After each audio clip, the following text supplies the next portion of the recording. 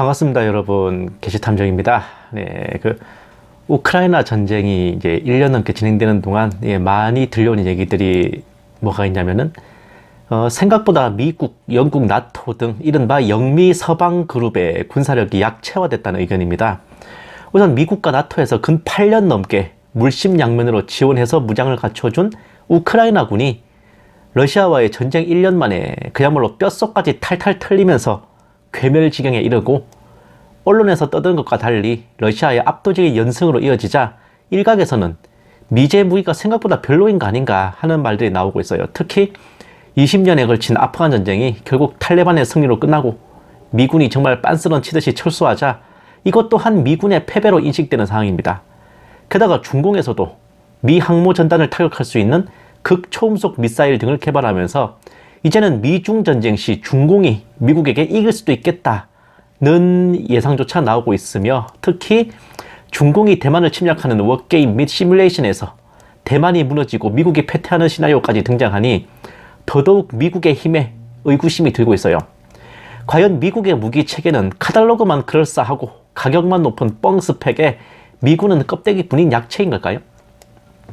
미국 무기 체계를 옹호하는 입장과 지적하는 입장을 각각 소개하면 이렇습니다. 먼저 옹호론을 보면요, 미국은 미국 다음에 2등부터 11등까지 10개국을 다 합친 것과 같은 국방비 지출을 하며 러시아보다는 12배 이상, 갈수록 누적 액수의 격차가 벌어지고 있답니다.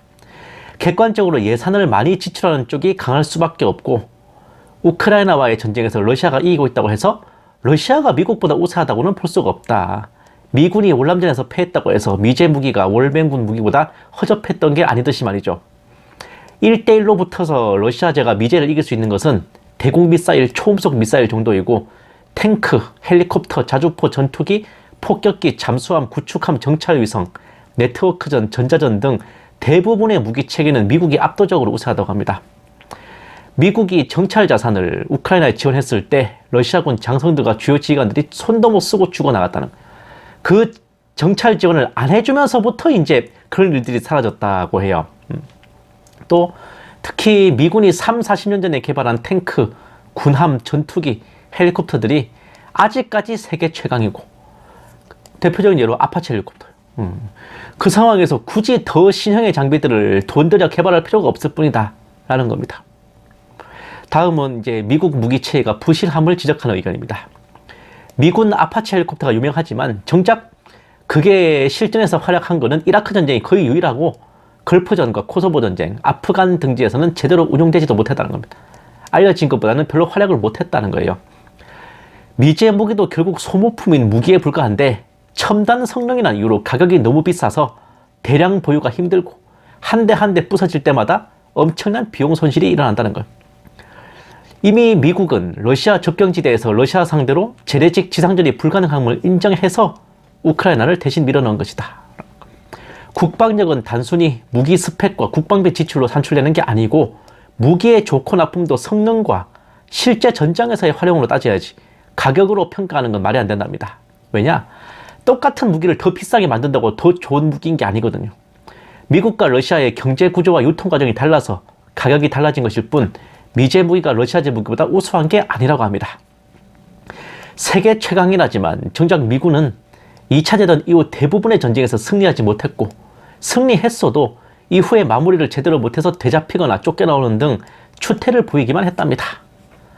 이거 이렇게 보면 참 양측이 다 비등하게 이제 논리를 갖추고 있어가지고 좀 팽팽한데, 솔직히 보고 있으면 자금의 미국이 불안한 것도 사실입니다.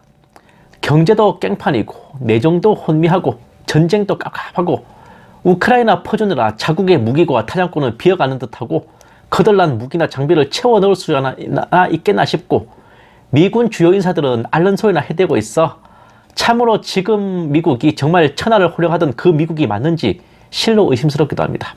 그런데 약 80여 년 전 일본이 똑같은 생각으로 일으켰던 전쟁이 바로 태평양 전쟁입니다.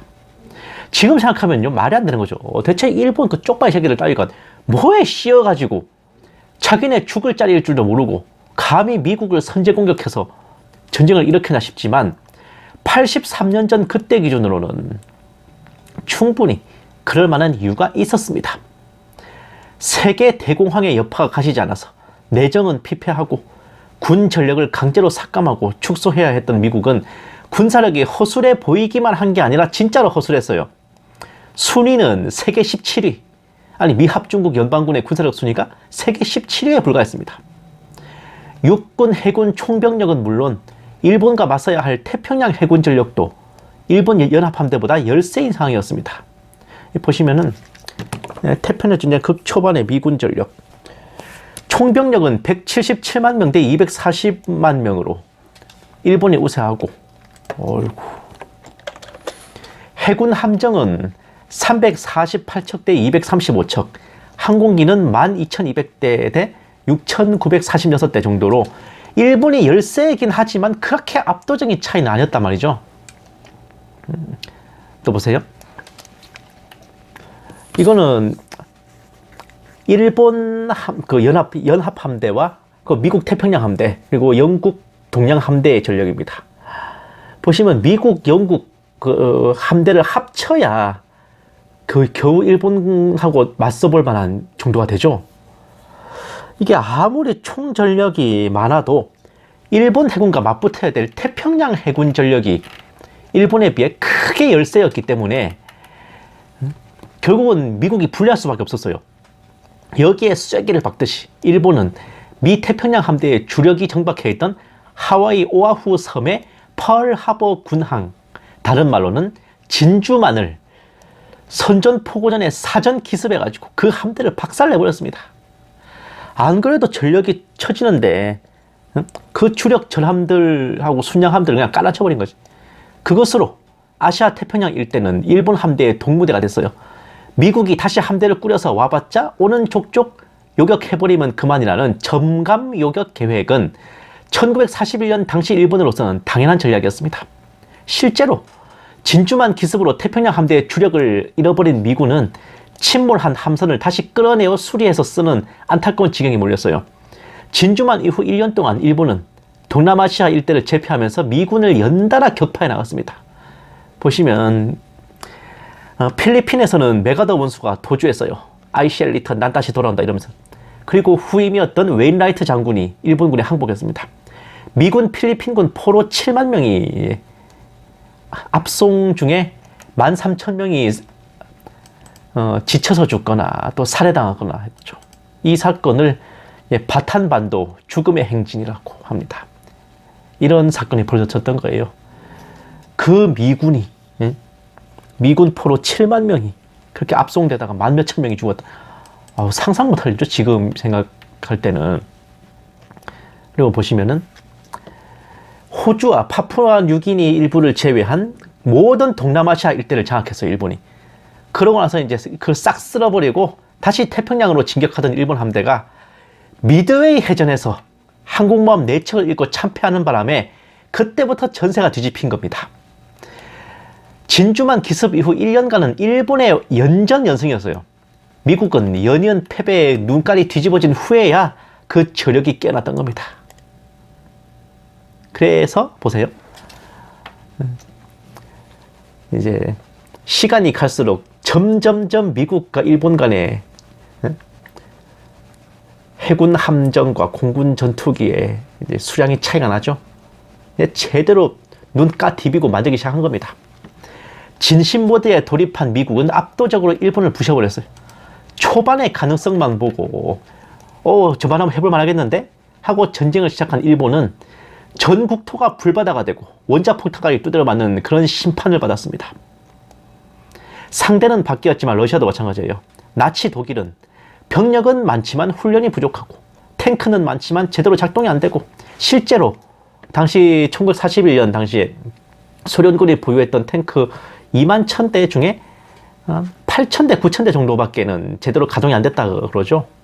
그리고 전투기는 많지만 성능이 후졌던 당시 소련군을 제대로 깔보고 쳐들어갔다가 그 약해 보였던 소련군에게 탈탈 털리고 베를린 국회의사당에 붉은 기가 내걸리는 결말을 맞았습니다. 이것이 2차 세계대전, 즉 독소전쟁과 태평양 전쟁인데 지금 돌아가는 각을 보면 서방이 러시아를 깔보는 것과 친러 중공 측이 미국을 깔보는 것이 그때 나치 독일이 소련을 깔보고 일본이 미국을 깔봤던 것과 비슷하게 겹쳐 보이네요. 뭔가 2차 대전과 똑같은 상황에서 3차 대전이 벌어지는 겁니까? 썩어도 준치고 부자 망해도 3년이라고 오랫동안 세계 최강으로 군림하며 이기든 지든 전 세계 여러 전쟁에 참여해서 경험을 쌓고 무기 체계를 개발했고 전쟁에서 지더라도 전투에서는 진 적 없어요, 미국이. 예? 전쟁에서 졌을 뿐이지 전투에서는 다 이겼다니까. 어디를 가든 쳐부수고 승리했어요, 전투는. 그 미국의 저력은 어디 가는 게 아닙니다. 월남전에서도 거의 모든 전투에서 미군이 승리했습니다. 미군이 철수한 뒤에야 월남이 공사가 된 거지. 아프간도 마찬가지예요. 미군의 서슬이 풀었던 근 20년 동안 탈레반 쪽도 못 썼습니다.